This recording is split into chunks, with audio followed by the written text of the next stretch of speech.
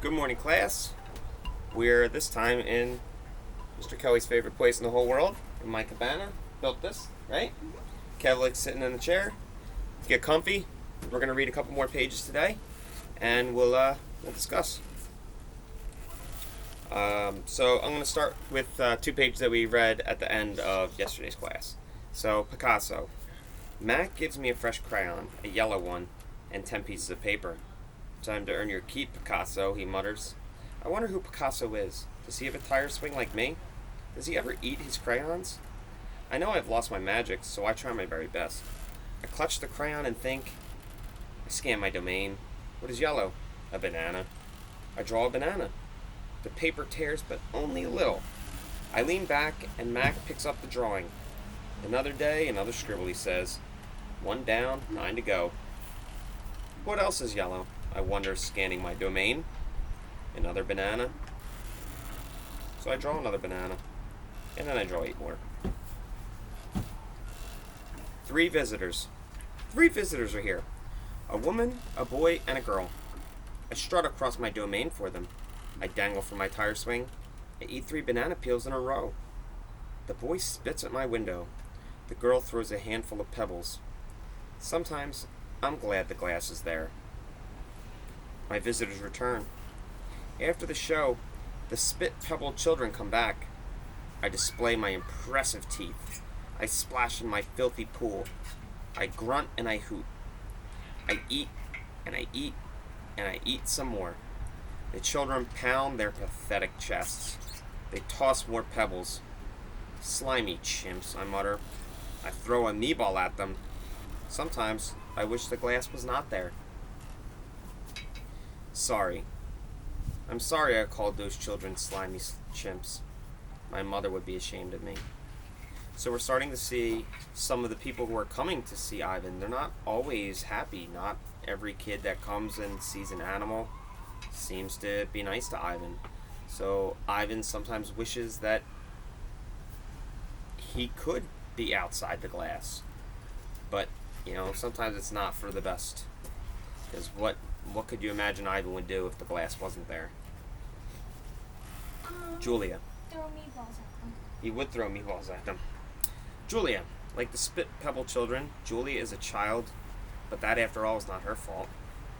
While her father George cleans the mall all night, Julia sits by my domain. She could sit anywhere in the mall she wants. By the carousel, in the empty food court, on the bleachers coated in sawdust. But I'm not bragging when I say she always chooses to sit with me. I think it's because we both love to draw. Sarah, Julia's mother, used to help clean the mall. But when she got sick and grew pale and stooped, Sarah stopped coming. Every night, Julia offers to help George. And every night, he says firmly, "Homework, Julia. The floors will just get dirty again." Homework, I have discovered, involves a sharp pencil and thick boots and long sighs.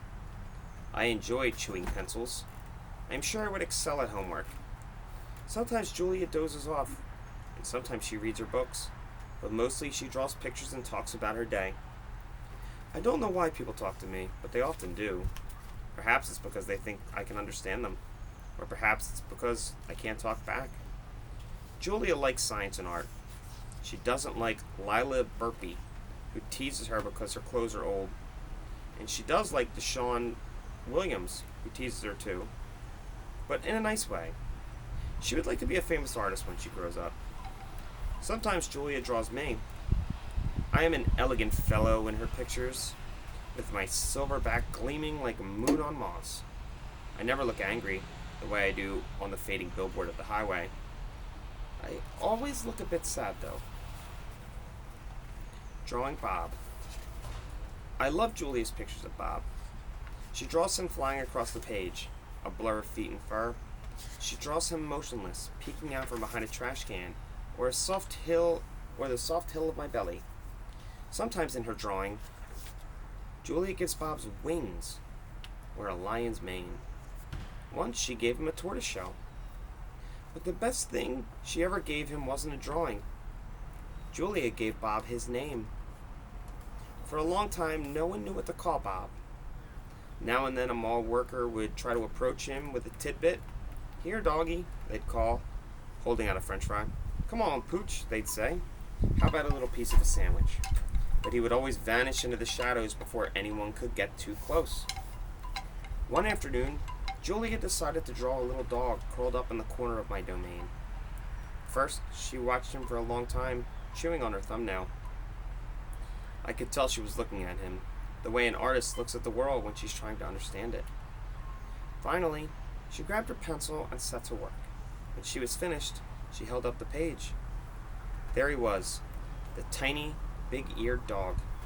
He was smart and cunning, but his gaze wistful. Under the picture were 3 bold, confident marks circled in black. I was pretty certain it was a word, even though I couldn't read it. Julia's father peered over his shoulder. "That's him exactly," he said, nodding. He pointed to the circled marks. "I didn't realize his name was Bob," he said. "Me either," said Julia. "I had to draw him first." Bob and Julia. Bob will not let humans touch him. He says their scent upsets his digestion.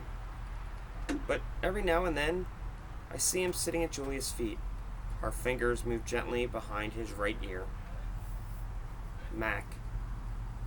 And here's a picture of Julia and Bob. Bob's a lot smaller than we thought he was going to be. But remember, Bob's able to get into Ivan's enclosure to sleep on Ivan's belly. Mac. Usually Mac leaves after the last show, but tonight he is in his office working late. When he's done, he stops by my domain and stares at me for a long time while he drinks from a brown bottle. George joins him, broom in hand, and Max says the things he always says. "How about that game last night?" And "Business has been slow, but it'll get better, you'll see." And "Don't forget to empty the trash." Mac glances over at a picture Julia is drawing. "What are you making?" he asks. "It's from my mom," Julia says. "It's a flying dog." She holds up her drawing, eyeing it critically. She likes airplanes and dogs. Mac murmurs, sounding unconvinced. He looks at George. "How's the wife doing, anyway?" About the same," George says. "She has good days and bad days." "Yeah, don't we all," Mac says. Mac starts to leave, then pauses. He reaches into his pocket, pulls out a crumpled green bill, and presses it into George's hand. "Here," Mac says with a shrug. "Buy the kid some more crayons." Mac's already out the door before George can yell, "Thanks." So that's what we're going to read today. Now, what did we learn today? We learned a lot more about Julia. Julia now, Bob. we know, and Bob. We learned, good job, Kev. So Bob, we learned he got his name from who? Julia. Julia gave Bob his name. And we learned that Julia comes every night. Her dad always wants her to do his homework. Have you ever had that situation where your mom's telling you to do your homework? You want to help her do stuff, You don't. but your mom or dad says homework's more important, right? Yes. Again, remember, other stuff will always be there, but you always have to do your homework. I hate homework. I know. Why? Also, we learned that Julia's, the reason that she's always at the mall is because her mom is sick. And the mom used to come, but she doesn't anymore. So, we're learning a little bit more about our characters. Again, we're learning a little bit more about Mac as well. He came and gave some extra money to George. Is he doing it to be nice? We don't know yet. But, we're getting there. So, everyone, I want you to get outside today. Stay in your yard or take a nice walk. Stay away from everybody. Don't touch your face. Don't touch your nose, your eyes, your mouth. Wash your hands, everybody.